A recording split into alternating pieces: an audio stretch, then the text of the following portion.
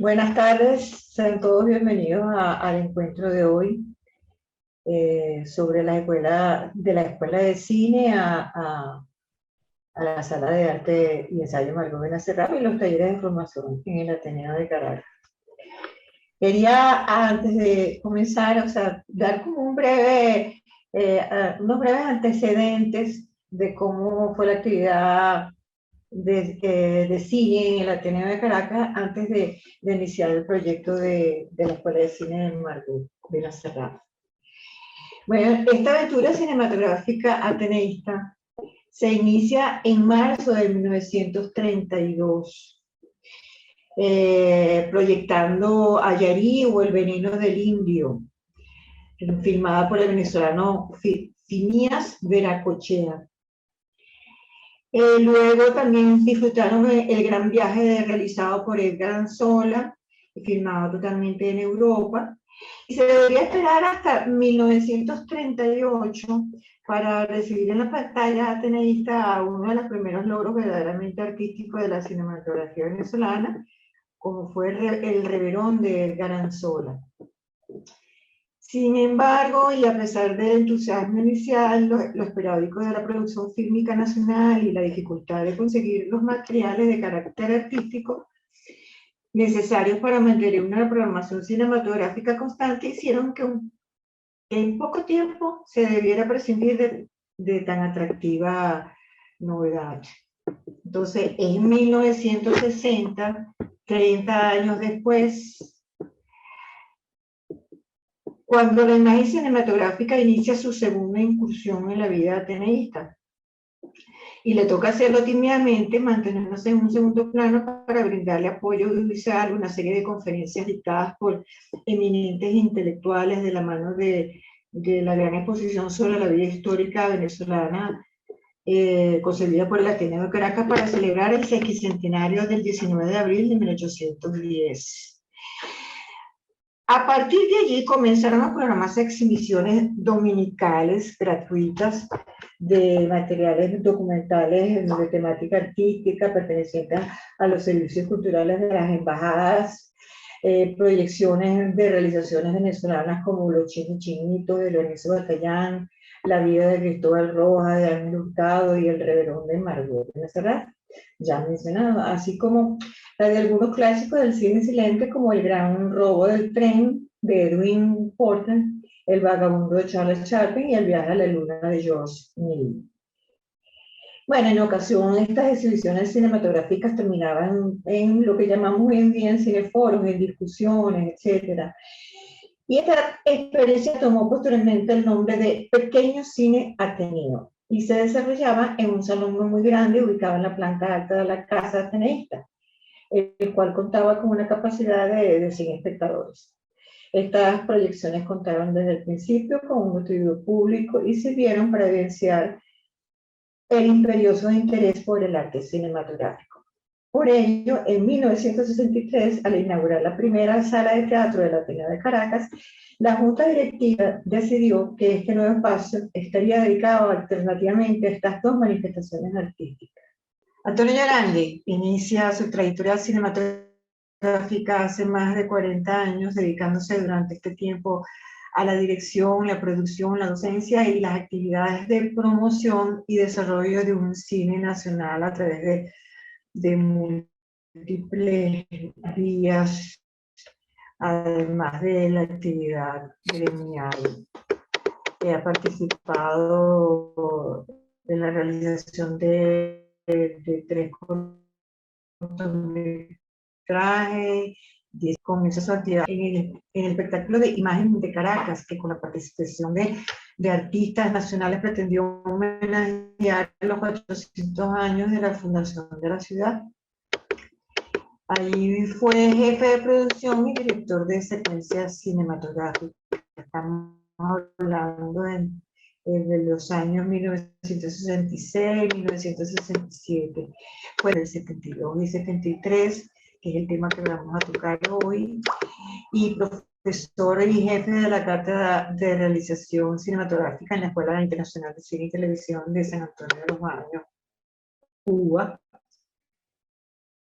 que fue patrocinada por la Fundación del Nuevo Cine Latinoamericano, que presidía Gabriel García Márquez. Dirigió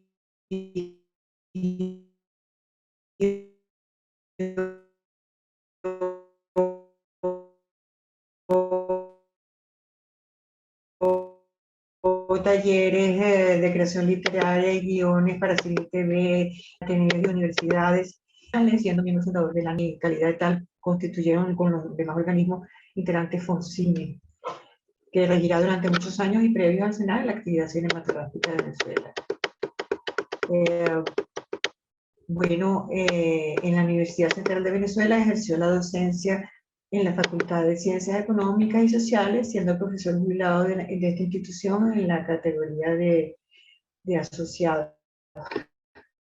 Previo a toda esta actividad cinematográfica, dedicó varios años al teatro, siendo actor, jefe de producción y asistente de dirección del Teatro Universitario de la Universidad Central de Venezuela, dirigido por Nicolás Curiel.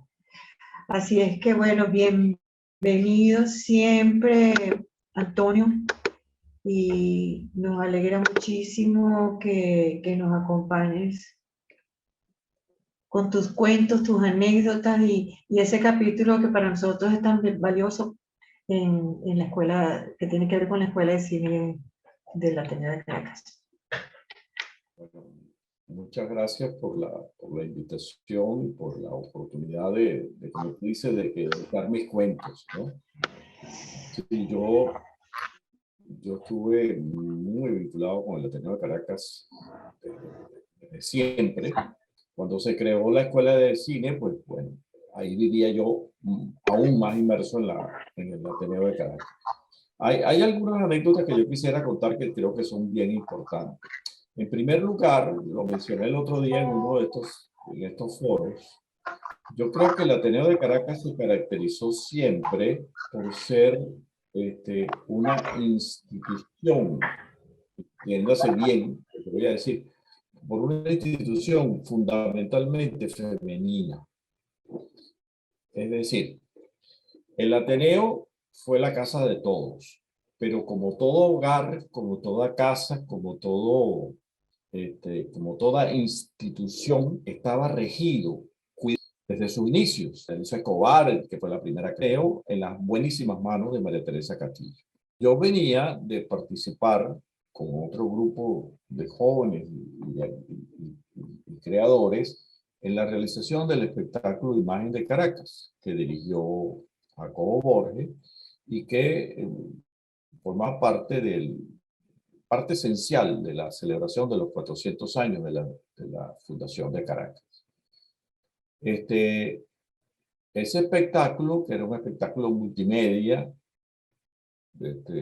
con participación cinematográfica, música, teatro, circo, texto, fotografía, o sea, fue una vanguardia e incluso creo que lo sigue siendo mundialmente, porque fue un espectáculo realmente eso que se llama multimedia, donde trató de integrar todas las artes, visuales, sonoras, plásticas, cinematográficas, en un solo espectáculo.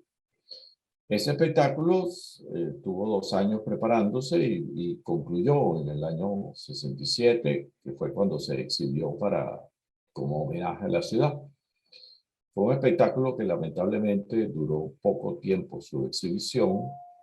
Se construyó un espacio especial en donde hoy en día está Parque Central, una estructura de tubos dálmines que creó Juan Pedro Posani, y en esa se hizo ese espectáculo maravilloso y muchísimos jóvenes empezamos ahí nuestra actividad cinematográfica. Digamos que Imagen de Caracas fue, en el caso mío y en el caso de otros, una gran escuela cinematográfica por la cual empezamos nuestra actividad.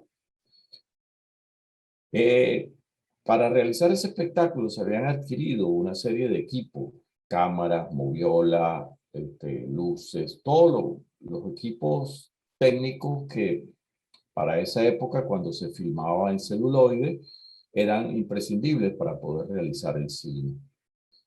digamos que el propietario de esos equipos era el Consejo Municipal del Distrito Federal, que fue el que patrocinó el espectáculo.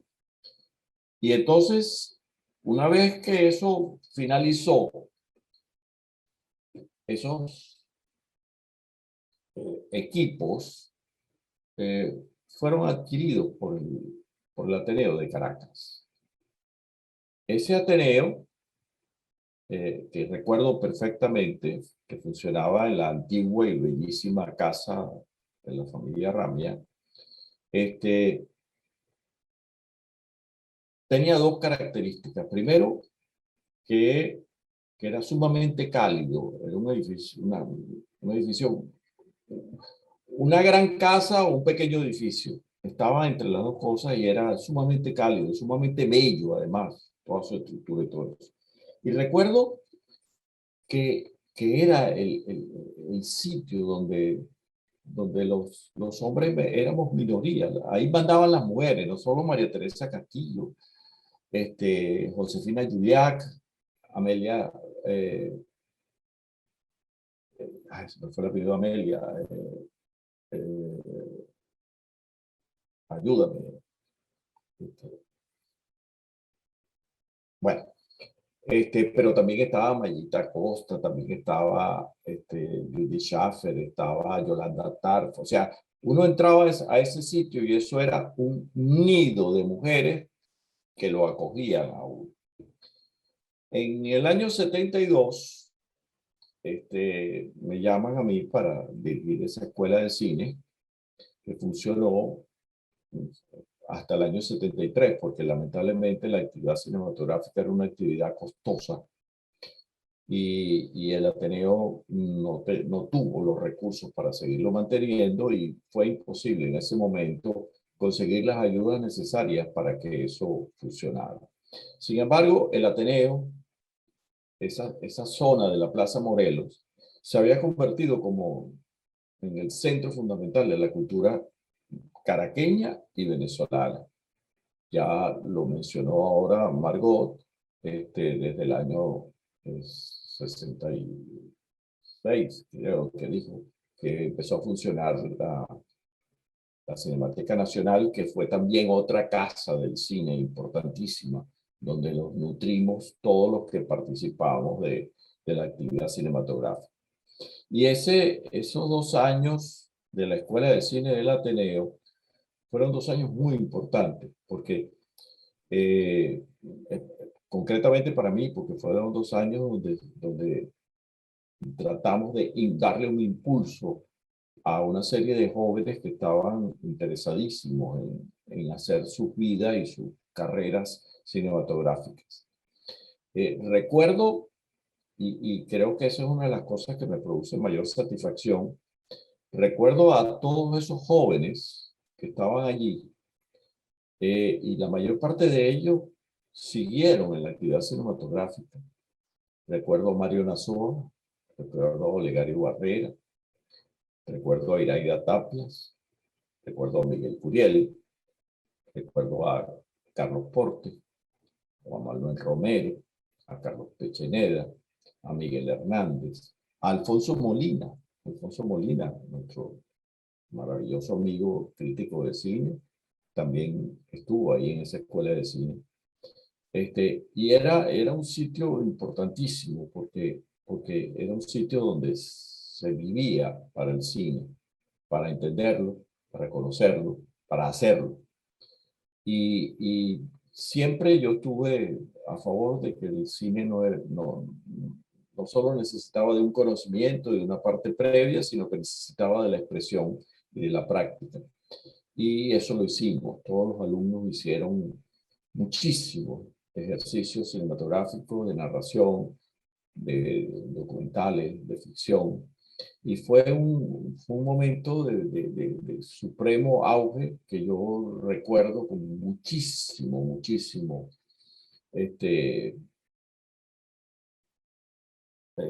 añoranza y muchísima envidia de que eso lamentablemente no hubiese podido continuar. Sin embargo, el Ateneo siguió siendo una casa para el cine. Tanto que se habían realizado en algunas universidades algunos encuentros previos de cineastas, pero es el Ateneo de Caracas, esa vieja y maravillosa casa, la que da cobijo a los cineastas para la creación de la ANAC, el primer organismo que se crea de los cineastas, de todos los cineastas, para constituir, como su nombre lo indica, una asociación nacional de autores cinematográficos, la ANAC. La ANAC se funda en una asamblea que se hace en el Ateneo de Caracas. Tengo la memoria, el placer y el honor de haber estado ahí, no solo eso, sino que detento el carnet número 3 de la ANAC, casi como un emblema de orgullo. El número 1 lo tuvo su primer presidente, que fue Jesús Enrique Guedes. El número 2, otro cineasta desaparecido, Clemente de la Cerda. Y yo tenía modestamente el número 3. Pero la ANAC fue la casa de todo.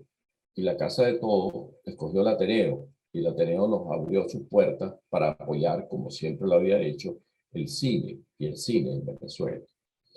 Y de ahí en adelante, el Ateneo, yo creo que más nunca se despegó del cine.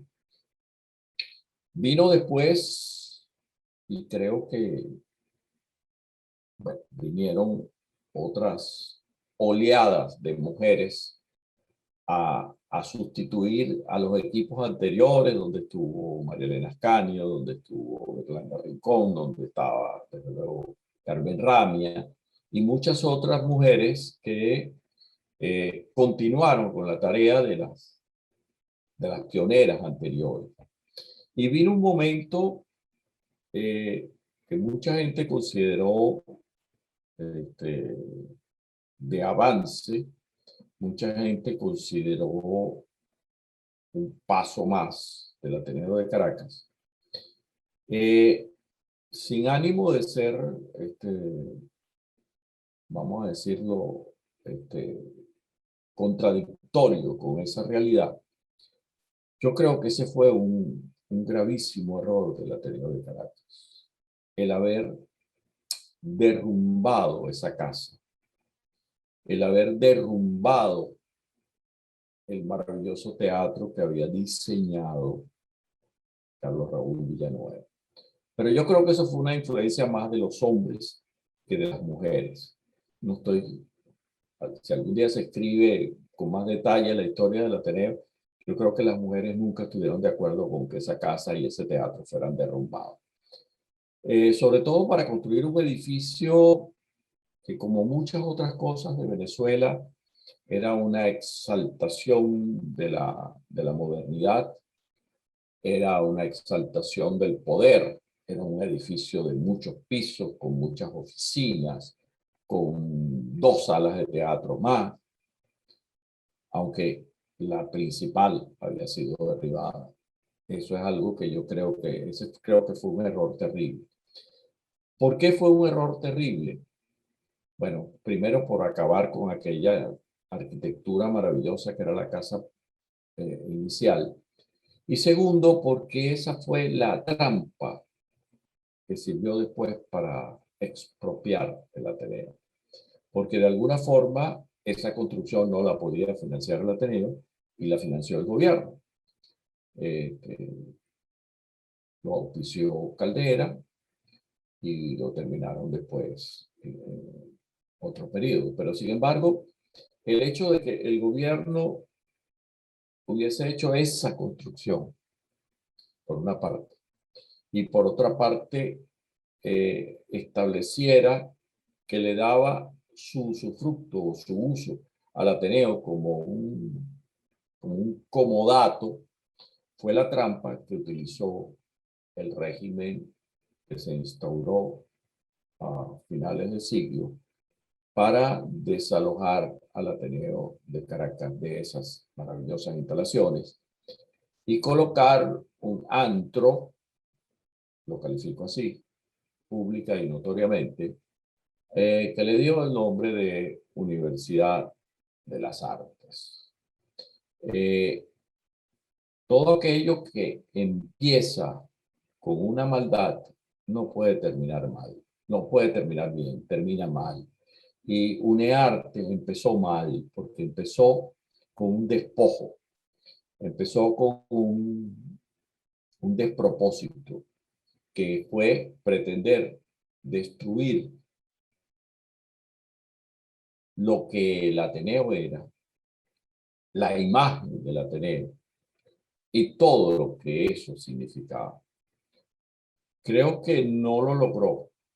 Logró el desalojo, pero no logró la destrucción, porque la memoria del Ateneo sigue plenamente vigente. O sea, cuando pensamos en Caracas, cuando pensamos en Venezuela, cuando pensamos en cultura, el Ateneo de Caracas es sin duda un emblema.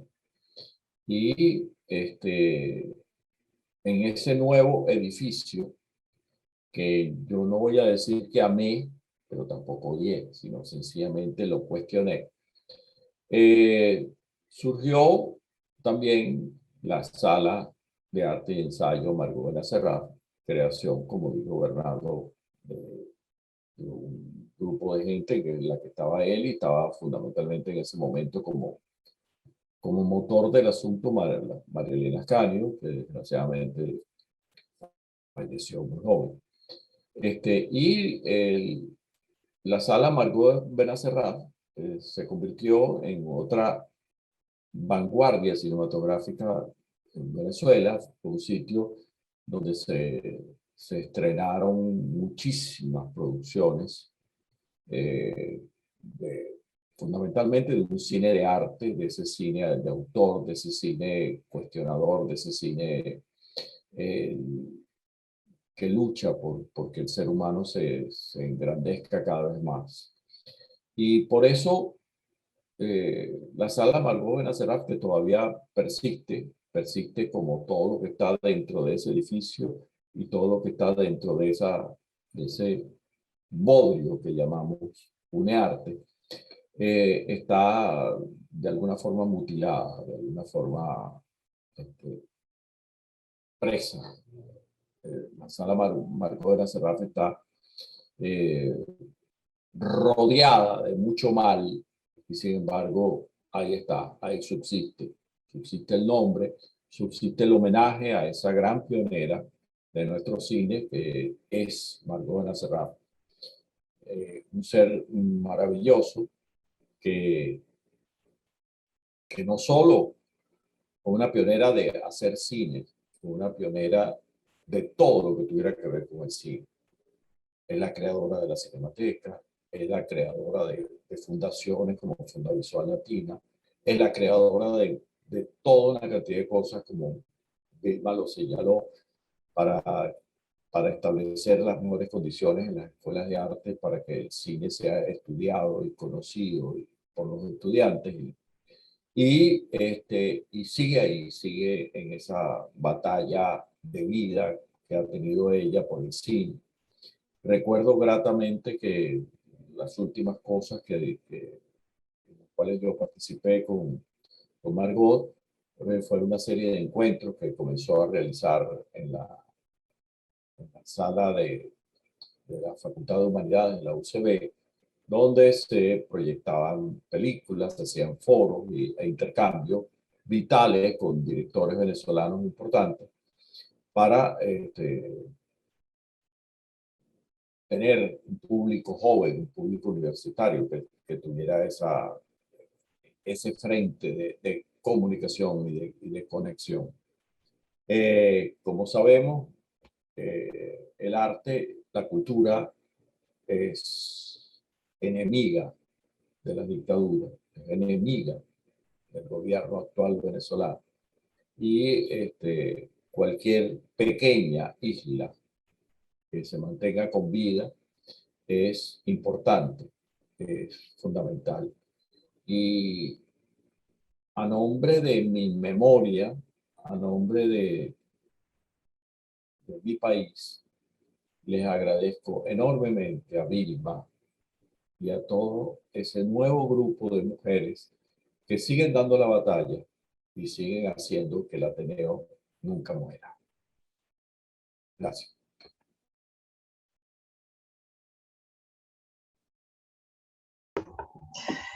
Gracias, Antonio. Gracias bueno, por las historias, por tu posición y por tu solidaridad. Yo creo que ahorita sí tenemos listo el video de Margot. Vamos a verlo. Desde sus inicios, el Ateneo de Caracas fue un lugar imprescindible en la vida cultural del país. Recordar hoy su fructífera trayectoria y rendirle homenaje es motivo de gran satisfacción y alegría. Desde muy joven me unió una entrañable amistad con María Teresa Castillo y durante muchos años también me unió un muy estrecho vínculo con el Ateneo. Cuando creé la Cinemateca Nacional en 1966, siempre tuve presente que era necesario complementar sus actividades de difusión, conocimiento y archivo con la formación de técnicos para lograr una visión total de lo que debería ser un estímulo para el crecimiento del cine nacional.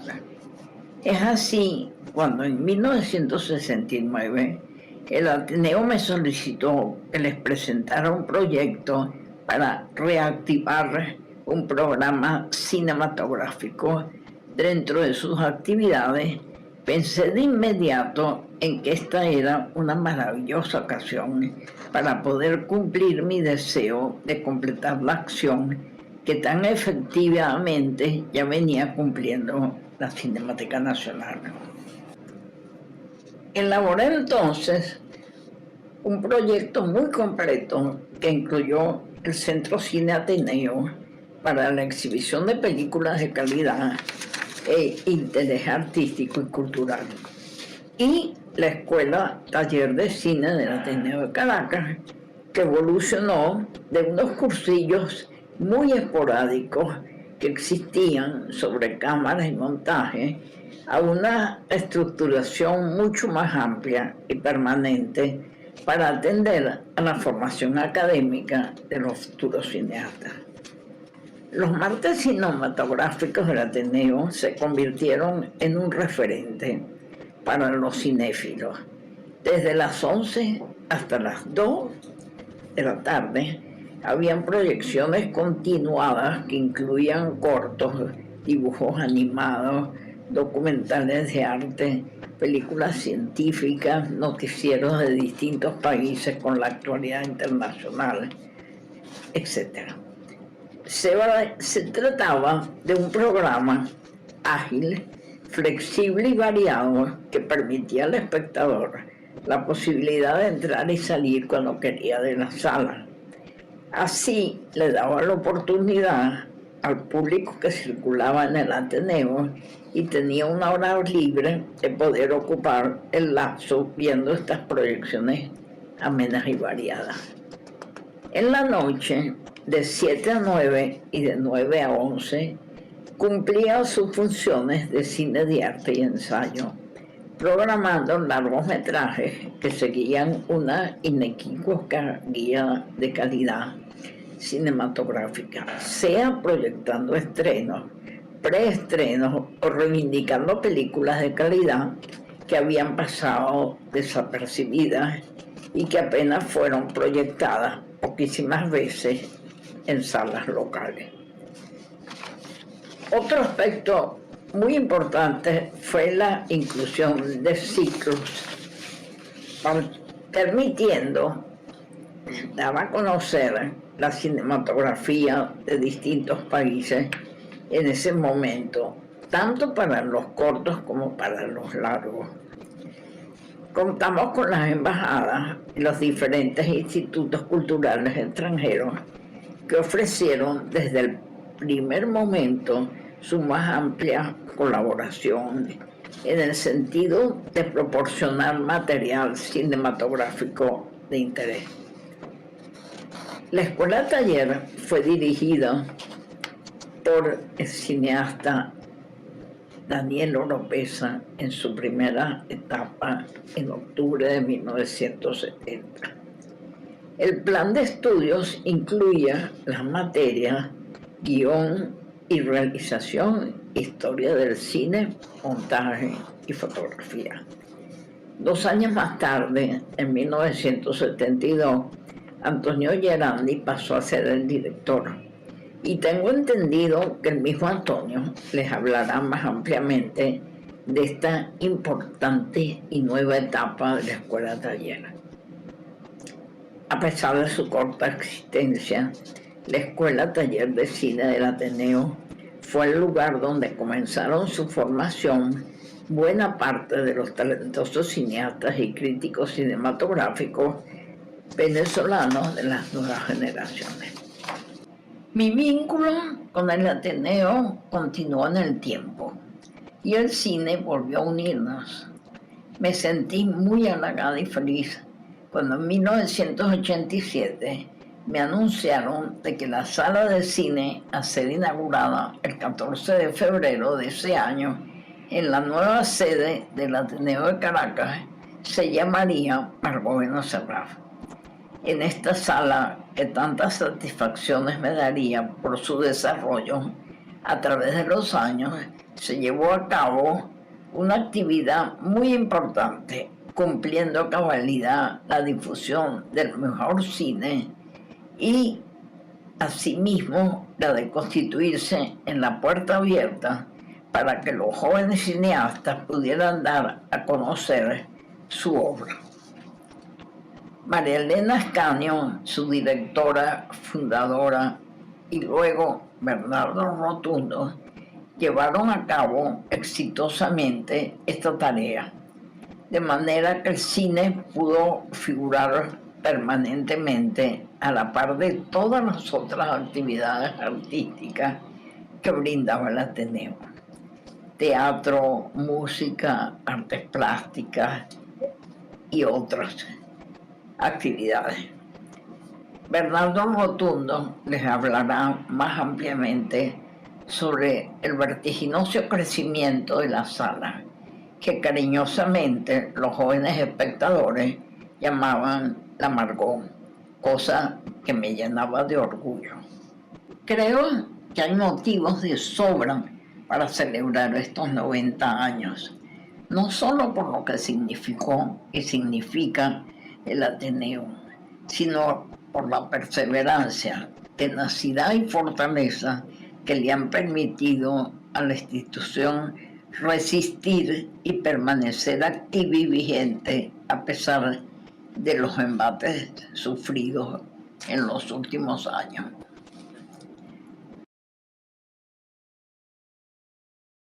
Bueno, gracias a Margot y muchísimas gracias también a Alexandra Cariani, que gracias a su apoyo se pudo dar este video tan importante que era para nosotros, de Margot Serraf, contando los inicios de esta aventura cinematográfica.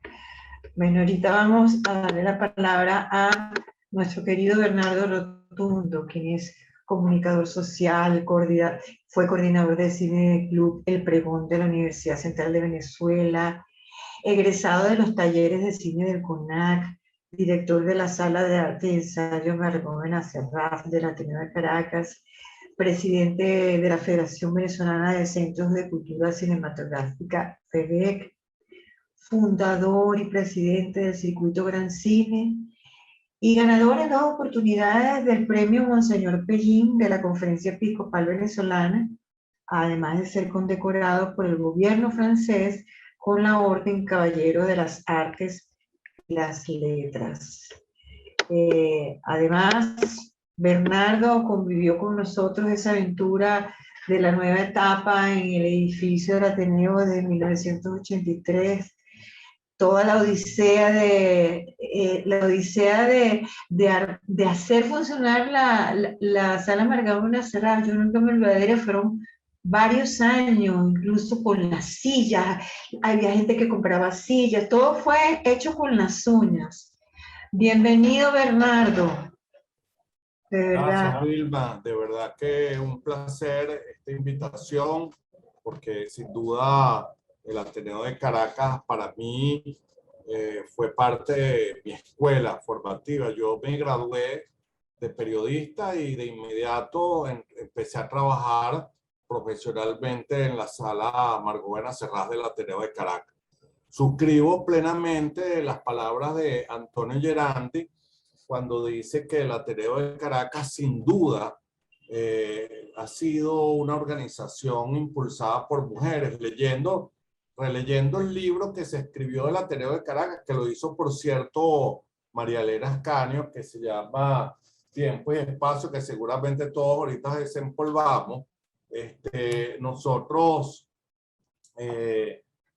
volvíamos a leer que cuando nace el Ateneo en 1931, nace en medio de una feroz dictadura, la de Juan Vicente Gómez, y la Junta Directiva reseña que el libro está conformado mayoritariamente por mujeres. Bueno, yo creo que el Ateneo de Caracas es un centro de resistencia cultural. Para mí fue una pasión, primero coordinar, llegar recién empezando la sala Margot Benacerrás, que había fundado María Elena Ascanio. Ahí está María Elena Ascanio, aquí es la primera que está a mano izquierda. Después en el medio está María Teresa Castillo. Bueno, y llegar al Ateneo de Caracas, una sala impecable, bella, con butacas nuevas que habían donado cada una de las personas que había pagado. Y en ese momento yo recuerdo que las salas de cine estaban muy deterioradas, muy afectadas, porque tenían un control de cambio, de precios, mejor dicho, y estaban bastante deprimidas. Entonces, cuando aparece la sala Margot Benacerrás, como muy bien, oye, ese video de Margot Benacerrás es impresionante. Oye, Margot con 95 años y esa lucidez, wow, o sea, de verdad, como le decíamos nosotros a la sala, a la Margot, era un oasis. Y bueno, y Margot siempre estuvo ahí junto con nosotros, acompañándonos, observando pues las programaciones que hacíamos allí, que era una programación incesante. Yo me acuerdo que todos los días había mínimo 4 funciones diarias y los sábados y domingos eran 5. Y era impresionante pues el movimiento de películas que se hicieron allí. Pero como yo digo, bueno, el Ateneo es resistencia cultural, son 90 años. Yo creo que es el primer recinto, no sé, no me atrevería a decir que sería el único, pero yo creo que sí, que agrupó música. Teníamos la sala de conciertos, teatro, estaba la sala Ana Julia Rojas y la sala experimental Horacio Peterson, que allí también proyectamos películas. O sea, cuando de pronto ya la Margot Benacerrás nos era insuficiente en la época decembrina. ¿Te acuerdas, Vilma, que yo programaba cuando salía el teatro de vacaciones? Yo aprovechaba y agarraba la Ana Julia Roja y la sala de concierto, y entonces montaba, eran como queriendo hacer un multiplex, y entonces programábamos arriba en la Margot y colocábamos equipos en ambas salas, y todo diciembre y casi todo enero hacíamos un ciclo que se llamaba Lo Mejor del Año Anterior. Entonces una recopilación de todas las películas, y eso se llenaba, era multitudinario. Allí estrenamos también, me acuerdo, en la sala de conciertos, la película de Alfredo Sadela, la de Alfredo Sánchez, que fue también ahí memorable. Bueno, por ahí yo aparezco, mira, ahí está María de los Ángeles Rivero, imagínate tú, es un patrimonio del Ateneo de Caracas. Bueno, que en paz descanse María Elena Ascanio, que como dijo muy bien Antonio, se nos fue joven, de 42 años. Allí estaba Jorge Torres, el que está a mano derecha, que era el proyeccionista estrella, el hijo predilecto de Almella, que era el proyeccionista de la Cinemateca Nacional, pues el general de los proyeccionistas de cine, Carmela de Blasis, y esta chica que está aquí también, una amiga que estuvo programando siempre la sala Margot Chacín, Mercedes Chacín. Bueno, tuvimos también, estaba la librería donde había una videoteca con películas en DVD y Betamax, me acuerdo, pero era un club de video que era buenísimo. Y la librería, bueno, era una librería que al final tenía un café sabrosísimo. Estaba también las salas de eventos, donde hicimos muchas reuniones de la Federación Venezolana de Cineclubes, en la sala A, que tenía 200 puestos, ¿te acuerdas? En esa sala A llenábamos esa sala con activistas cineclubistas de todo el país. Y bueno, y los cafés, los restaurantes, los eventos. Después en la terraza se logró hacer, donde hacíamos muchas fiestas que le hicimos, por ejemplo, a varios cineastas cuando era abierto. Colocábamos unos toldos y hacíamos unas fiestas ahí memorables. Y bueno, después se techó y ahí se llevó a cabo Proyecto Escuela. O sea, fue un centro cultural y lo sigue siendo en 90 años, a pesar pues de los ataques del autoritarismo, que no tolera la disidencia, que desea que haya un solo pensamiento único.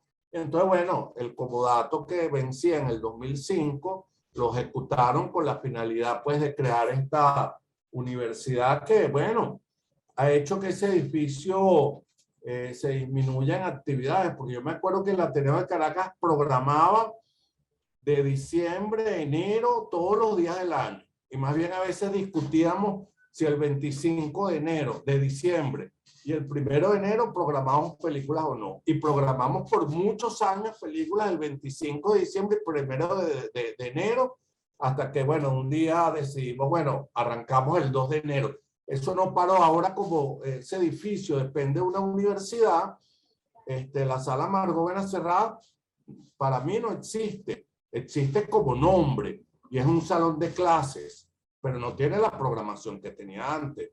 Por lo menos yo no la conozco. Nosotros que manejamos el circuito Gran Cine, que recibimos la programación de todas las salas de la Margot Benacerraf, lamentablemente no recibimos una programación. Yo creo que es como una sala que proyecta películas cuando hay clases a los alumnos, pero de resto el régimen de ese edificio es un régimen universitario. Entran las vacaciones, por ejemplo en agosto, septiembre, eso está cerrado. Yo me acuerdo que agosto y septiembre era una ebullición de actividades, eso era imparable. Ahora no, en enero tampoco, en diciembre y enero tampoco hay actividad. Bueno, es un poco esa tristeza que genera pues iniciativas que a lo mejor no son malas, pero nacen mal, pues nacen producto de arrebatar pues tantos años de desarrollo cultural, porque además ese edificio se construyó para el Ateneo de Caracas. O sea, cuando los gobiernos con sus virtudes y defectos de la democracia hicieron el edificio, eso tenía nombre y apellido, era el nombre del Ateneo de Caracas. Y lo lógico es que ese comodato del 2005 se renovara por un buen número, por un poco de años más. Lamentablemente el pase de factura, de cuestionar a la disidencia, llevó pues que se tomara la decisión de desalojar al Ateneo de Caracas del edificio. Pero bueno, eso no es motivo para que nosotros dejemos de trabajar, y yo de verdad creo que, y admiro pues el esfuerzo que ha hecho Vilma Ramia, Carmen Ramia, todo el equipo que forma parte. La otra vez estuve allá en la casa, oye, me encontré con varios buenos y viejas amigas que tenía tiempo que no veía, y bueno, y me alegró. Y bueno, yo, para mí esto fue una pasión.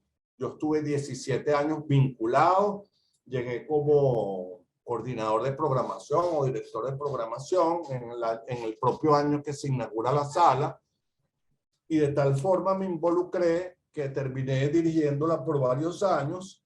Y bueno, hay que recordar que esa sala se inauguró con una muestra de cine suizo, que fue la segunda que se hacía en el país. Se hicieron semanas de cine de todos los países del mundo, porque claro, nosotros queríamos promover la diversidad cultural, pero en esa época no se hablaba de diversidad cultural, porque esa es una categoría que nace más bien hacia finales, a comienzos a finales como en 1998, 99, empieza a acuñarse esa categoría. Nosotros hablábamos de la democratización de la pantalla, o sea, de propiciar un espectro mucho más amplio para que se pudiesen ver películas de procedencia diversa. Entonces, por eso que hacíamos ciclos de cine israelí, de cine vasco, además con una mirada amplia, ¿no? No era un cine que estuviese estigmatizado, que tuviese una corriente ideológica, sino que la idea era que se viera cine de todas las procedencias.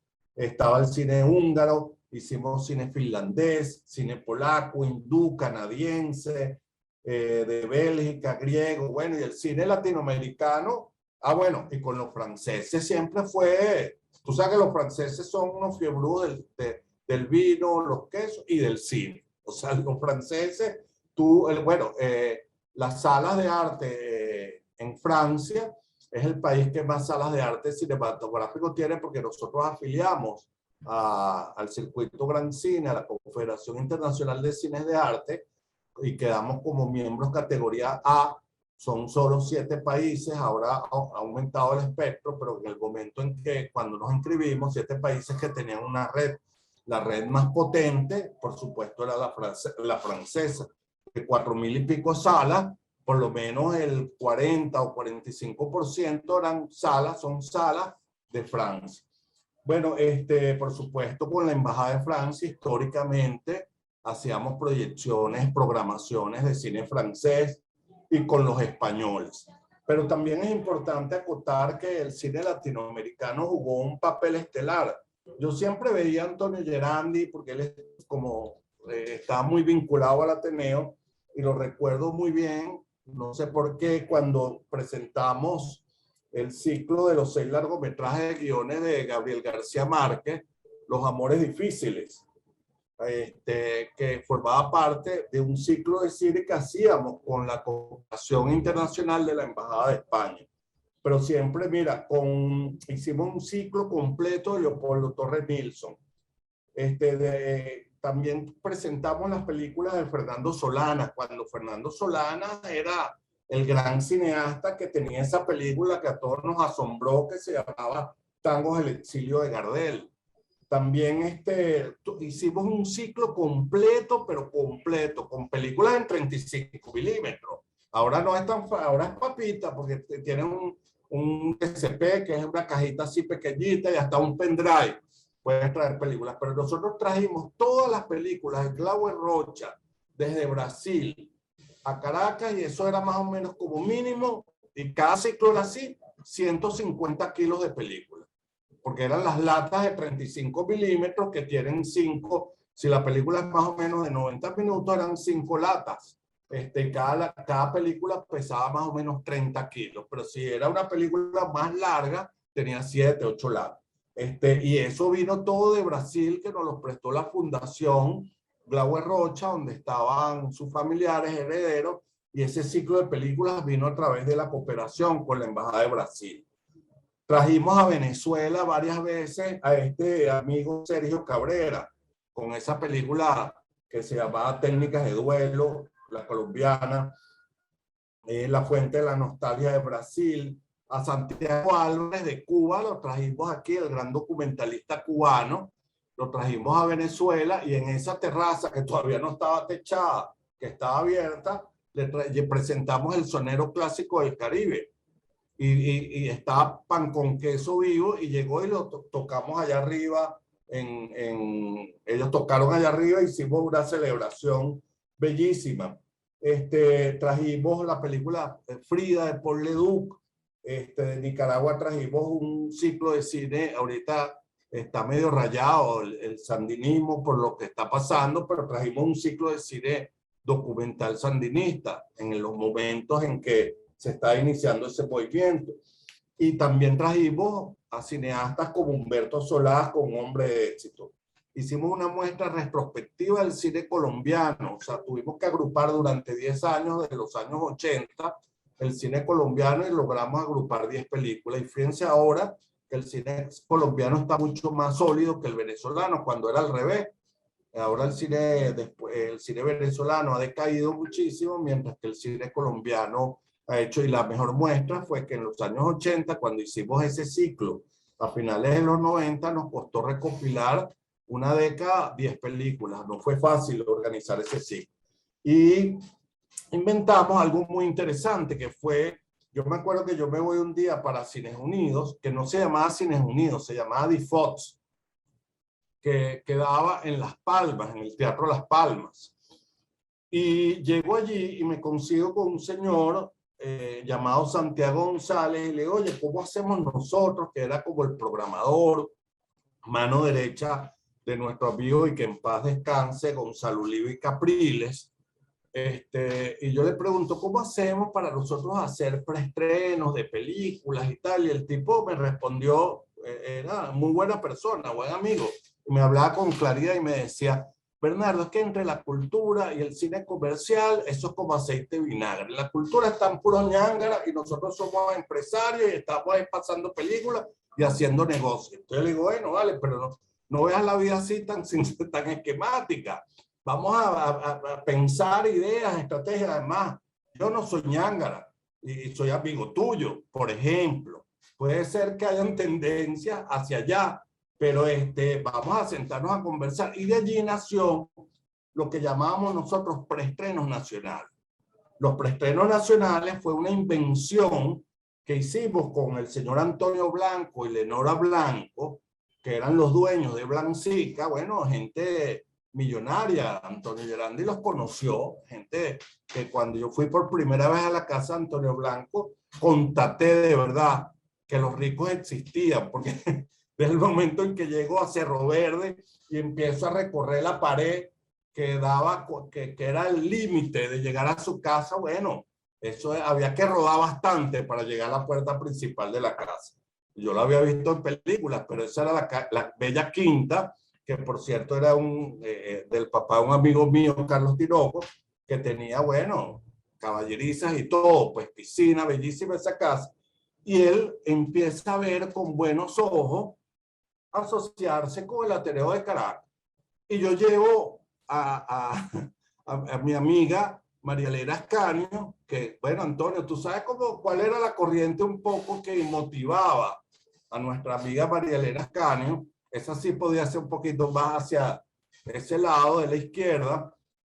Y bueno, y nos fuimos a su casa y nos atendieron Antonio Blanco a cuerpo de rey. Y ahí sí, nos hicimos amiguísimos y empezamos a presentar obras que nosotros argumentamos que eran de difícil lanzamiento comercial, pero que eran obras joyitas del cine mundial, que estaban en boga, se estaban recién realizando, y entonces las preestrenábamos cada 15 días antes.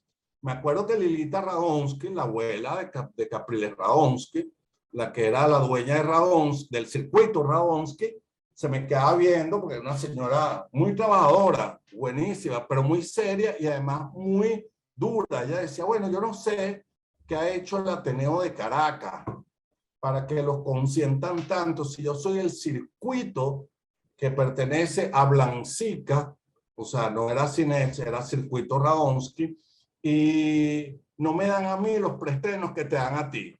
Entonces yo le decía, bueno, señora Radonsky, que no se ponga así, porque esas son las películas que no son las que a usted le interesa, las que a usted le interesa son las más comerciales. Estas películas son más de difícil lanzamiento comercial, hay que tratar de explicarle al público qué se trata. Bueno, la lista está en ese libro que escribió María Elena Ascanio, que es un libro, todo lo desempolvamos ahorita cuando estamos hablando de los 90 años, pero mira, ahí está en la lista que recuerdo. Yo quería preparar algo mejor, porque yo tengo por ahí papeles, pero no los conseguí. Pero mira, ahí está Teresa, está Muerta en el invierno de Arthur Penn. Todos esos fueron preestrenos que hicimos 15 días antes de que llegara a las cadenas comerciales.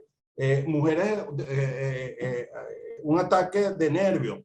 Mujeres, esa película la estrenamos un día, un 14 de febrero, que fue el aniversario, pues yo creo que fue el tercero o cuarto aniversario de la Margot, y empezamos a proyectar 11 de la mañana, 2 de la tarde, 4 de la tarde, 6 de la tarde, 7 de la 8, 7, 9, y había tanta gente que dijimos, bueno, vamos a abrir una función, pero así en caliente. Pues yo hablando con los proyeccionistas, con Jorge Torres, el que apareció ahorita en la foto, y le digo, oye Jorge, pana, yo sé que es difícil, pero te pagamos un día más, pero vamos a hacer esa proyección. Bueno, hicimos la proyección de las 11 de la noche y resulta ser que había tanta, pero tanta gente afuera que tuvimos que hacer una a la 1 de la mañana. Una a la 1 de la mañana. Y salimos de allí a las 3 de la mañana porque en ese momento Almodóvar no se conocía, estaba empezándose a conocer.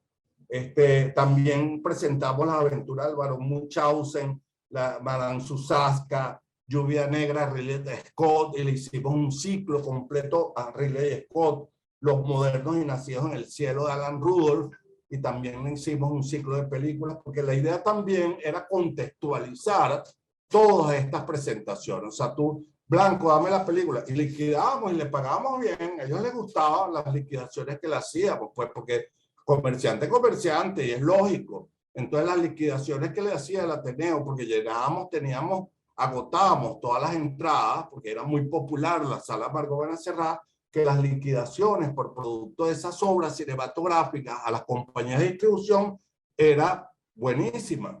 Por eso que también le gustó el negocio o la propuesta que le hicimos. También trajimos películas con El Festín de Babette, que esa película fue memorable. Me acuerdo que hasta Margot Benacerrá después hizo una réplica de ese Festín de Babette, o alguien cercano a Margot, el maestro de música, La Rosa Blanca, Barfly, Mariposas de Bar, con Mickey Rourke, bueno, o sea, haciendo del escritor estadounidense. Do the Right Thing, Haz lo correcto, Spike Lee, cuando Spike Lee no era ni conocido, y empezamos a presentarla. Henry V de Kenneth Branagh, el díptico de cine francés Jean de Floret, y Manon de Manantial, que es el Manantial de Claude Berry, donde protagoniza Gerard Depardieu. Películas de Woody Allen. De Woody Allen hicimos varios ciclos, uno de ellos se llamó Es Inevitable Woody Allen, y también hicimos uno que se llamó Los Sellos de Bergman, y después hicimos otro que dijimos Woody Allen versus Ingmar Bergman, porque había una etapa de Woody Allen en que se asemejaba mucho a la creación cinematográfica de Ingmar Bergman. Volver a los clásicos. Ese ciclo fue memorable porque es que no había tecnología digital. Eran películas en 16 milímetros o 35 analógicos. Entonces las películas estaban subtituladas, o sea, tenían cartelones, porque eran volver a los clásicos, tenían cartelones en inglés, y entonces hicimos con la Escuela de Estudios Modernos de la UCB, que eran unos amigos míos de la universidad, traducciones en simultáneo. Es decir, colocamos un micrófono, nos pusimos en la cabina y corría la película, y por otro lado estaban unos chavos traduciendo todas las funciones que hicimos.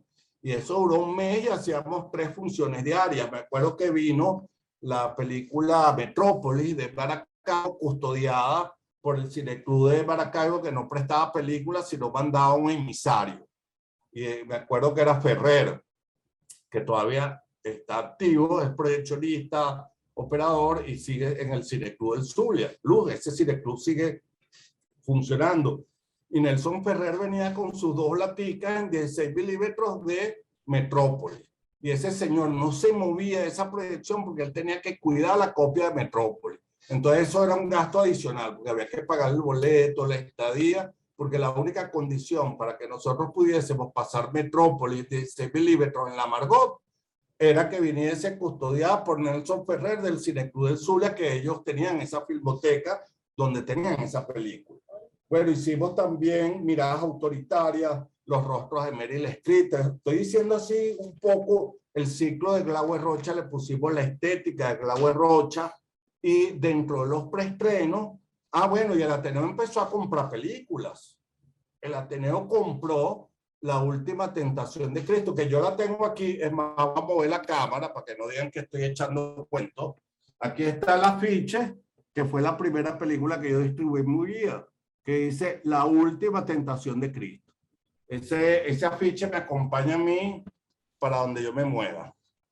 Y esa película la compramos porque esa película, para muchos, o sea, todos saben que esa película estuvo vetada, cuestionada, y entonces había un señor llamado Eduardo Matus, que era el representante Universal en Venezuela, que la había visto y le había gustado, y me decía a mí, en esa época, estamos hablando 89, bueno, las compañías distribuidoras te invitaban en Navidad a almuerzos, a cócteles y tomábamos whisky y eran fiestas buenísimas. Yo no me pelaba ni una. Y entonces a Eduardo Bastos lo vi en varias fiestas en ese mes de diciembre. Y le decía, oye, Eduardo, ¿qué ha pasado con la última tentación de Cristo? ¿Por qué no la traemos? Y él me dice, mira, verdad, es que no la quieren pasar uno por esto, nadie aquí la quiere presentar. Entonces le digo, bueno, pero yo te la compro. Yo no estaba autorizado por el Ateneo, ni me ha dicho la directiva que hiciera negocio ni nada. Entonces él me dice, bueno, está bien, yo te la voy a vender, pero tú nunca digas que nosotros te la vendimos aquí en Venezuela, que tú te fuiste para Nueva York, la compraste allá y te la trajiste. Y vale $5,000. Y yo, bueno, está bien, dale pues. Yo, o sea, un chamo, pues. Y en eso, como a los 15 días, me llaman por teléfono a la secretaria y me dice, mira, aquí ya te llegó la copia. ¿La copia de qué película? Yo estaba pensando en otra cosa, en otras producciones. No, ya te llegó La Tentación de Cristo. Y bueno, nos tienes que pagar $5,000. Nosotros, yo no tenía ni un dólar, ni un bolívar, pues nada. Y yo agarro y bueno, digo, oye, busco la copia, la llevo al Ateneo y hablo con María Elena Ascario y le digo, mira, María Elena, estamos enredados, yo ya me comprometí, son $5,000. Tenemos que comprar esta película. Entonces María Elena me dice a mí, bueno, Bernardo, oye, pero tú, ¿qué es eso? Vamos a ver, esa película, un escándalo. Vamos a verla, a ver si es buena. Y le digo, bueno, Scorsese a mí siempre me ha gustado. Yo estoy seguro que esa película yo no la había visto.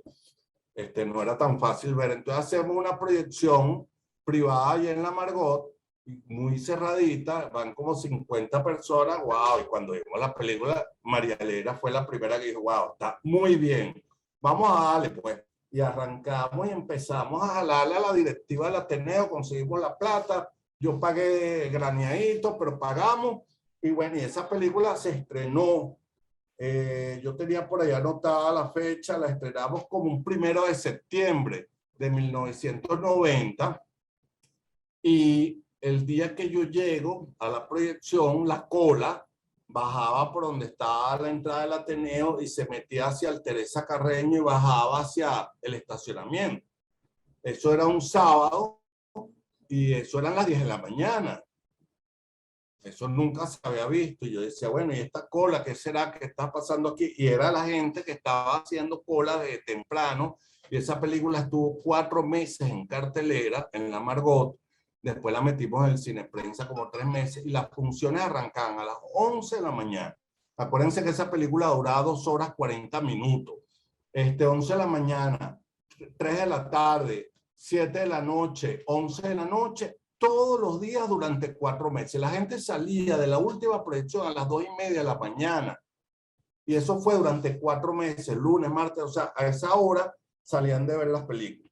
Bueno, nosotros también compramos Teco Mussolini, que fue otro fenómeno súper exitoso. Cenizas de Ángela, bueno, Teco Mussolini de Franco Sefirelli. Cenizas de Ángela, Alan Parker. Quiero ser como Vincent Malkovich de Spike Jonze. También hicimos la negociación, aunque no nos ganamos ni un medio, pero después estrenamos la película de Fresa y Chocolate, que la vendió Licay a Gonzalo Ulivi, y nosotros fuimos el puente para que esta gente de Licay le vendiera la película a Gonzalo Ulivi, y Gonzalo la compró, y yo lo que le pedí es que nos diera la premiere para el Ateneo, que la estrenáramos, están los coristas, la francesa famosa, Como agua y para chocolate, Alfonso, también Arau, también fue una película muy exitosa. Pero no fue solo una programación de cine movida, porque era movida, todos los días metíamos películas. También colaboramos muchísimo para la consolidación del circuito de cineclubes que estaban organizados en la Federación Venezolana de Centros de Cultura Cinematográfica. En la FEBET. El Ateneo fue un bastión primordial, y lo dijo Antonio Gerandi, para consolidar organizaciones vinculadas con el cine. Allí estuvo la Asamblea de Creación de la Asociación Nacional de Autores Cinematográficos, la ANAC, fue allí en el Ateneo de Caracas. También allí estuvo la ABCC, también se estuvo operando allí. Estuvo el INPRE, que fue el Instituto Nacional de Previsión de los Cineastas, y también hubo mucha relación con la Escuela de San Antonio de los Baños cuando inició, que bueno, siempre fue un hermoso proyecto. Y allí, un detallito interesantísimo, a mí se me ha olvidado eso, volviendo a hojear este libro, pues este es el libro que me imagino que todos volvimos a desempolvar ahora, porque este libro se hizo a los 60 años, creo. Bueno, en todo caso, quería decirles que en el año 90, nosotros inventamos crear la Asociación Nacional de Exhibidores de Cine Artístico y Cultural. Y llamamos a Román Chalbó y le dijimos, mira, Román, oye, tú quieres ser presidente de esta asociación. Y eso fue, hicimos la asamblea, yo estaba en la Federación de Cineclubes y monto esta figura, que es un circuito especializado de cine de calidad, tal, o sea, estamos influenciados por los Alphaville y Renoir de España, los Estación Botafogos de Brasil, los Angélica de Nueva York. Entonces esos cines que eran una cadena pero especializada en cine de arte, nosotros queríamos hacer algo así. Por supuesto, la Margot Benacerraf era el bastión, el caballito de batalla. Ahí después aparecieron en otra sala, la Previsora, el Cine Prensa, después vinieron los trasnoches. Y denominamos ese evento un espacio para el buen cine, en un circuito especializado en la exhibición y profesional del cine de calidad. Y bueno, y revisando esos apuntes, resulta ser que yo no me acordaba, y ese nombre se le ocurrió a Pablo Antillano en una reunión que hicimos en la Cinemateca Nacional con Fernando Rodríguez cuando fundamos Gran Cine, que lo fundamos 6 años después. O sea, ya no era ANECAT. ANECAT fue como, lo registramos y todo, pero fue como el inicio, pero no operó por distintas razones. Y le pusimos el nombre de Gran Cine y después resulta que viendo el libro rojo, del Ateneo, rojo por el color de la portada, ojo, allí veía que ya el nombre de Gran Cine aparecía y yo no me acordaba.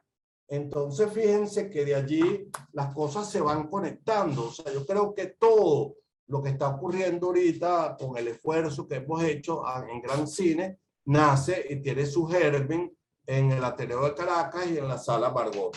Esperemos pues que podamos seguir muchos años, que cumplamos más de 100 años parejo para arriba y que el Gran Cine también, y que podamos, a pesar de las adversidades, de seguir configurando un circuito independiente y alternativo.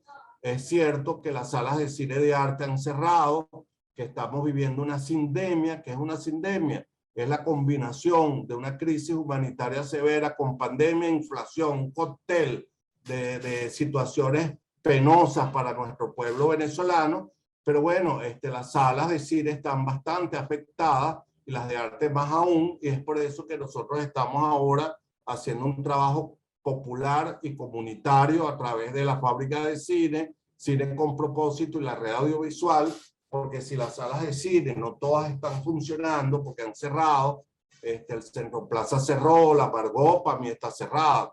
Menos mal que dejaron el nombre de Margot Benacerraf, por lo menos, pero esa sala hay que rescatarla en algún momento. La Previsora está cerrada, el Cine Prensa está cerrada, y nosotros dijimos, bueno, ¿qué vamos a hacer? Bueno, estamos montando otra vez cineclubes. Volvemos a nuestros orígenes, a los orígenes del movimiento cineclubista. Entonces, bueno, nada, creo que me alargué un poquito, pero cualquier cosa, me imagino, estamos aquí para oírnos y seguir hablando. Pues un abrazo. Gracias, Bernardo. Fue un viaje bueno, a por lo menos 17 años de historia. Yo quería agregar también que luego de salir del edificio y llegamos a la nueva sede del Ateneo, por supuesto que el Ateneo tuvo que cambiar de perfil, porque no es lo mismo programar para un gran edificio que para una casa que tiene espacios muy hermosos, pero son muy íntimos. Entonces comenzamos a programar los cines en la terraza, que eran La mayoría de las veces eran los sábados. Y armamos unos ciclos bien interesantes. En la terraza es, digamos, que el corazón de la casa, que tiene un cafecito. Entonces la gente puede ver la película, no en una gran pantalla, pero sí en una pantalla que tenemos, se proyecta allí y la gente se toma sus traguitos o su café o se come lo que quieran comer. Es un lugar más informal. Y también participamos en varios de los festivales que organizó Circuito Gran Cine en los espacios alternativos. Y bueno, la terraza era uno de esos espacios alternativos para proyectar películas. Últimamente nos hemos dedicado sobre todo a la formación profesional. Hemos tenido gente de la talla de, bueno, de Luis Alberto Lamata, de Laura Goldberg, de Tania Pérez, de Carmen Rivas, de Fran Báez, de Armando Col, Miguel Curiel también participó. Y bueno, ese ha sido, digamos que nos hemos dedicado, sobre todo en los últimos años, a la formación, vía ahorita, en estos 2 últimos años de la pandemia, vía Zoom, y antes, por supuesto, era presencial. Pero bueno, quería agregar eso, pues seguimos presentes, y ahorita estamos dando un nuevo paso. El domingo que viene, el domingo 22, van a hacer una nueva actividad que se llama, va a ser un cineforo, que va a ser una vez al mes, los domingos una vez al mes, los segundos domingos de cada mes. Por ahora también vía Zoom, que se llaman, ellos la seleccionan y nosotros la programamos. O sea, es un ciclo de cine que va a estar programado por cineastas. O sea, es la mirada del cineasta al que vamos, bueno, el que va a tener el que va a hacer la selección de la película. Y vamos a inaugurar este domingo 22 con Bernardo Rotundo, que si bien no es cineasta, es el mejor promotor de cine que hay, de productor, o sea, uno de los grandes defensores del cine venezolano y del buen cine.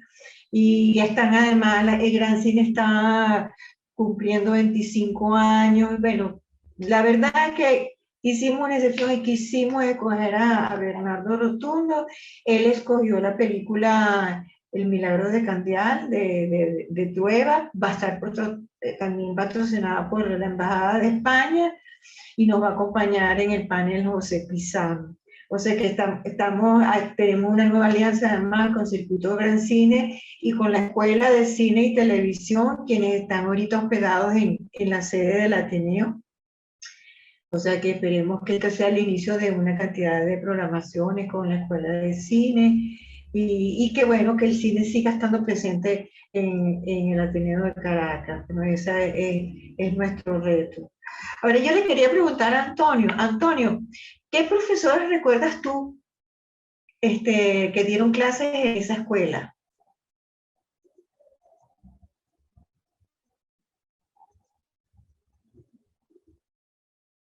No se oye, no se oye. Ok, ya. Antes que yo estuvo Alfredo Lugo, que yo recuerde, estaba Luis La Habana, estaba Alberto Torija, que también estuvo dando clases de montaje. Espérate, porque la memoria hasta allá no llega. ¿Quiénes más estuvieron? Pero hubo muchísima gente, porque además no solo eran los profesores, sino que se hacía como con todo Margot, pues se hacían proyecciones en 16 milímetros en un salón en la parte de arriba de la casa, cuando todavía no existía una sala de cine como tal. Y generalmente con recursos muy limitados, con proyectores casi que caseros, etcétera, etcétera, ¿no? Pero fue una etapa muy importante, de verdad, porque de ahí se fue una semilla que afortunadamente germinó. ¿Qué diferencia encuentras tú entre la concepción que tenía, diferencia entre Daniel Oropesa, y cuando tú entraste, tengo entendido, en una nueva etapa. ¿Cuál era la diferencia de esa nueva etapa? ¿Cómo concebían el pensum, tú sabes? O sea, yo quise mover la escuela más hacia la actividad que hacia la pasividad. Es decir, yo siempre he entendido que las escuelas de cine no solo deben ser un sitio donde se aprende, sino que se tiene que aprender haciendo. Y de alguna forma eso fue lo que logramos. Pues en ese momento logramos una colaboración, no recuerdo el nombre, pero con la persona que daba las clases de fotografía y de laboratorio, era el jefe de laboratorio de la televisora nacional en ese momento. La televisora nacional que quedaba en las colinas de las Acacias, ni siquiera lo que después fue Venezolana de Televisión, ¿no? Y las televisoras antiguamente tenían una especie de laboratorios de cine y cosas por el estilo. Porque acuérdate que las películas que se pasaban en televisión eran películas de 16 milímetros. Y eran películas que se adquirían, las televisoras adquirían las películas igual que en la sala de cine en lata, aunque las pasaran por televisión. Entonces, de alguna forma, el vuelco que yo le traté de dar a la escuela fue que los alumnos aprendieran, pero aprendieran haciendo. Y todos empezaron a realizar sus primeras películas ahí, pues. Te digo, como Olegario Barrera empezó ahí, pues, que después se convirtió en uno de los más importantes cineastas nuestros. Mario Nazoa, hoy el sonidista estrella del cine venezolano, empezó ahí también. Muchísima gente empezó. Alfonso Molina, como te digo, nuestro gran amigo y crítico, estuvo también en esa escuela. Entonces, fue tratar de darle una actividad mucho más práctica, mucho más la enseñanza en función de la creatividad, porque de alguna forma siempre pensé que el cine no era una cosa solamente técnica, sino que es un factor expresivo y que se hace cine para decir cosas, no solo para exhibirse y ganar dinero, ¿no?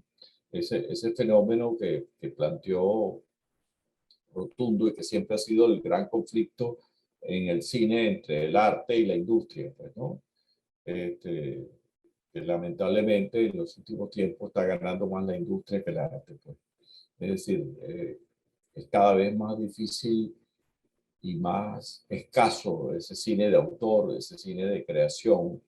Eso que contaba Bernardo, que me daba una nostalgia inmensa, ciclos de realizadores, ¿no?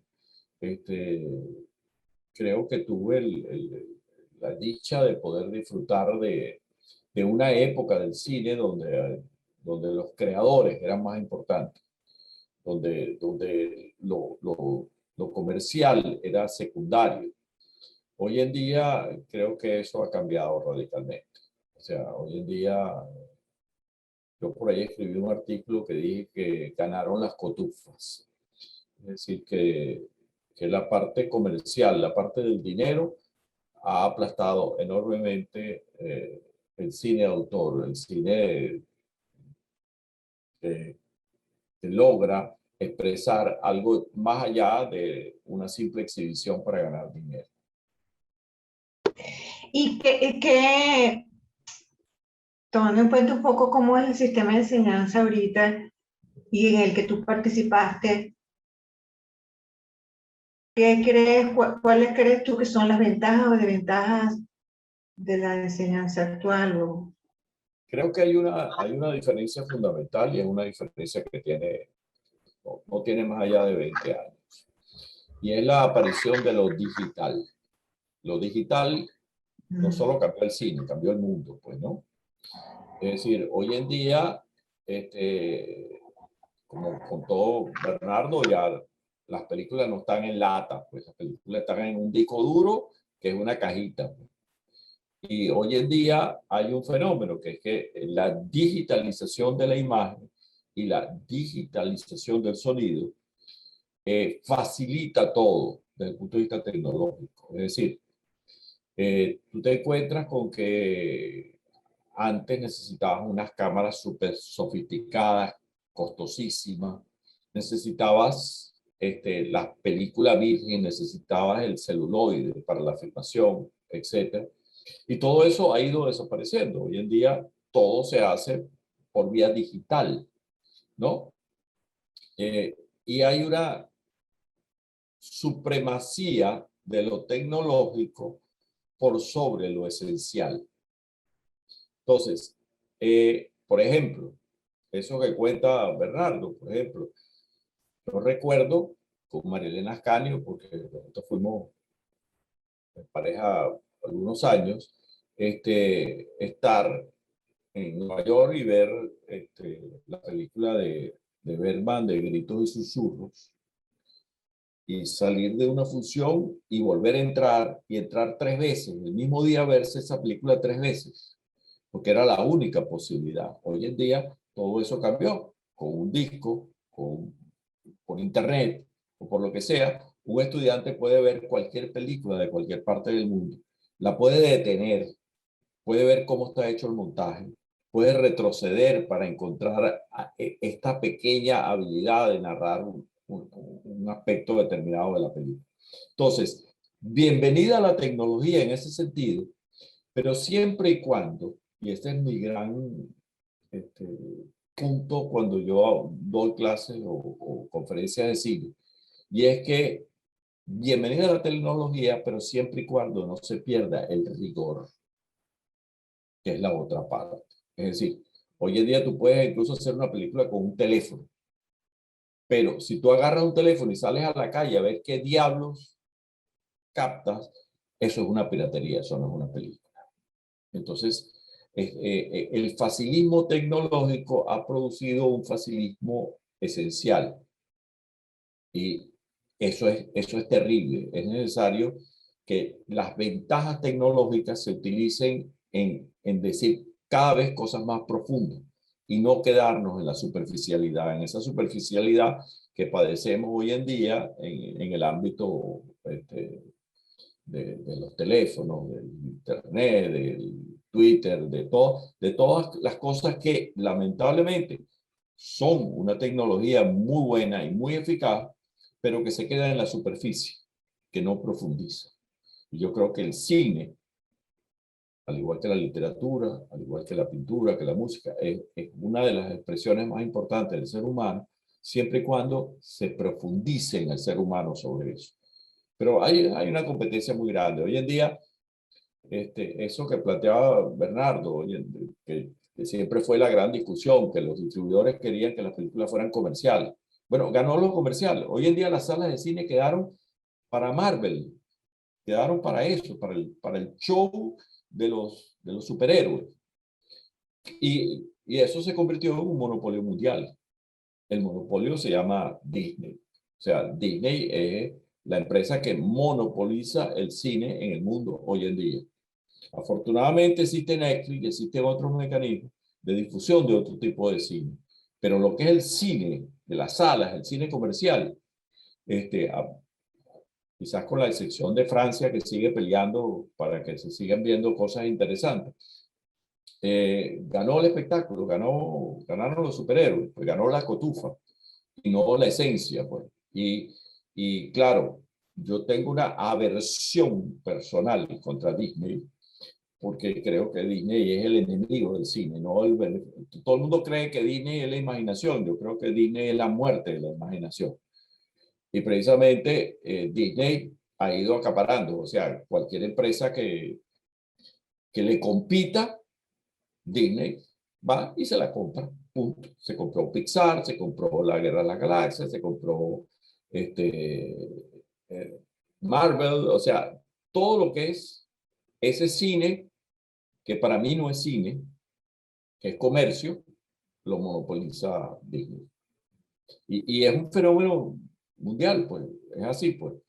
Disney se encontró con la competencia de Netflix, que Netflix fue un cambio fundamental en la exhibición cinematográfica mundial, y hoy en día nos encontramos con que Disney también montó un streaming, montó es fundamentalmente una exhibición por streaming, con los super televisores metidos dentro de las casas y cada vez más al encierro. Es muy difícil, quizás la excepción sea Francia, algunas ciudades europeas, Nueva York, donde las salas de cine más o menos subsisten, porque yo siempre he dicho que las salas de cine, la exhibición en las salas, etcétera, está unida a una actividad humana que cada vez está desapareciendo más, que es el callejear. O sea, en París tú callejeas y están las salas de cine ahí y tú entras. En Nueva York tú callejeas y están las salas de cine ahí y tú entras. En Caracas se callejeaba y habían salas de cine por todos lados.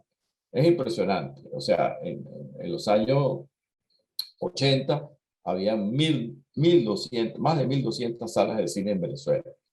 Eso sencillamente Wrecking in Patch. Eso desapareció y no volverá. Lamentablemente no volverá. Es un cambio fundamental de la cultura.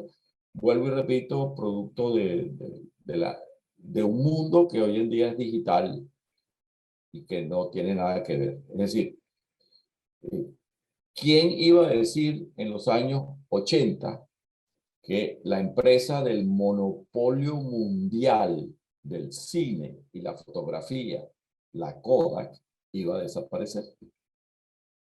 Y desapareció. Bernardo, tú querías decir algo. Te vi levantando la mano. No, algo, bueno, muy importante todo lo que comenta Antonio. Ciertamente no iba a hablar de ese tema.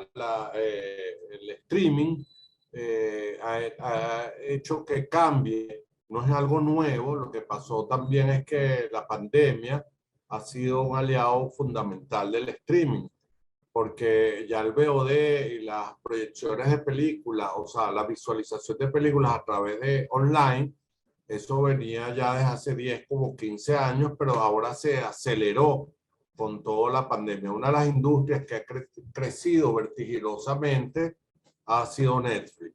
Nosotros hablando de la streaming, por supuesto, creemos también, y siempre lo hemos dicho, que la idea de todo lo que nosotros promovemos desde la época de los cineclubes en la universidad, pasando por la Margot Benacerraf y llegando a Gran Cine, es promover que un espectador, elevar los niveles de apreciación cinematográfica de la gente y tener un espectador más crítico y más reflexivo. Y cuando tú hablabas, Vilma, de las parte de producción, Gran Cine ha estado produciendo cortometrajes que en el programa social Fábrica de Cine, pero de eso tal vez el domingo podamos hablar un poquito mejor. Pero yo quería decir algo brevemente. Araya de Margot Benacerraf está en la plataforma, hablando de streaming, Antonio, lamentablemente. Pero yo tampoco, a mí me gusta ver el cine en pantalla grande, en la sala de cine. Pero Araya está en la plataforma Películas de Impacto de Gran Cine y la hemos dejado por los 90 años gracias a la Fundación Margot Benacerraf y a Alexandra Cariani, y por supuesto a Margot Benacerraf, la hemos dejado libre por unos días, o sea que pueden bajar y ver la película Araya en una copia de calidad que logramos conseguir y el ingeniero Daniel Goslar la colocó en la plataforma, o sea que la podemos ver por allí. Y El Milagro de Candial de Fernando Trueba, que es la que vamos a comentar este domingo, también la hemos colgado allí libremente y eso nos va a permitir a nosotros poder hacer el cineforo. Escogimos El Milagro de Candial porque es un patrocinio de la Embajada de España. La idea es escoger películas vinculadas a la producción española, pero la escogimos porque con esa película nosotros inauguramos el Gran Cinemol Popular. El Gran Cinemol Popular son unidades rodantes que proyectan películas y esa película es una experiencia de trabajo comunitario a través de la música, que ocurre en Brasil. De verdad que es una película interesantísima y también está gratis en la plataforma Películas de Impacto. Yo creo que es importante que quienes trabajamos en el medio cinematográfico no descuidemos y olvidemos que esta nueva tecnología puede ser avasallante. Tenemos que incursionar en ella y tratar de seguir resistiendo, como lo ha hecho el Ateneo en 90 años en el área del cine. Nosotros seguir resistiendo, abriendo espacios que permitan diversificar la cartelera local. Eso no implica que Netflix no lo está haciendo, pero Netflix tiene una programación bastante variada, pero hay mucho contenido que no llega a Netflix. Pero con esto me despido y buenas tardes, Vilma. Gracias por tu invitación. Antonio, gusto siempre compartir contigo y mi afecto de siempre a todos los que estuvieron con nosotros hoy. Gracias, Antonio. Antonio tiene que decir algo, creo, pero no se escucha. Antonio, no se escucha. Ahí ahora sí, ¿no? Ahora sí me escuchan. Sí. Una sola cosita, yo no estoy en contra del streaming, me parece muy bueno porque es una manera masiva de difundir. Lo que pasa es que el streaming tiene muchas cosas buenas, igual que dije que la tecnología tenía muchas cosas buenas, pero también tiene algunas cosas malas. Y es que por culpa del streaming estamos sufriendo, yo por lo menos y creo que todos nosotros, un problema gravísimo de la cinematografía mundial y es el tiempo. Es decir, nos estamos encontrando con que, pongo el ejemplo, en los años 80, en los años 50, en los años 60, etcétera, grandes realizadores hicieron grandísimas películas, maravillosas películas en 90 minutos. Ahora no. Ahora cualquier hijo de vecina hace una vaina de 200 minutos. O sea, juegan con mi tiempo. Y juegan con mi tiempo porque sencillamente es hacer que la gente esté el mayor tiempo posible enganchado a cualquier cosa. Tiene que ver con las series, tiene que ver con fenómenos mundiales como la vaina de los anillos, etcétera, etcétera. Pero son circunstancias que han ido modificando la manera de narrar para daño del cine. Yo pongo un ejemplo por ahí. Hay una seriecita que se llamaba De un ortodoxo sobre una mirada al zoológico de los judíos en Nueva York, etcétera, etcétera, etcétera. Y eso hubiera podido ser una peliculita de 90 minutos, más o menos, ahí pasable. Pues no, eso lo alargan y lo convierten en 4 capítulos de una serie que son realmente inmamables. O sea, porque no pasa nada, porque entonces hay una falta vuelvo y lo repito, de rigor. Y el streaming ha aupado esa falta de rigor. Es como que si el tiempo no importa, y el tiempo sí importa. Gracias por la invitación. Gracias, Antonio, Bernardo. De verdad, estuvo de alto nivel. Y bueno, esto quedará colgado en el canal del Ateneo de Caracas de YouTube. Por favor, suscríbanse y bueno, ahí podrán ver y las futuras actividades, foros y encuentros que no puedan asistir o que ya pasaron y no pudieron ver.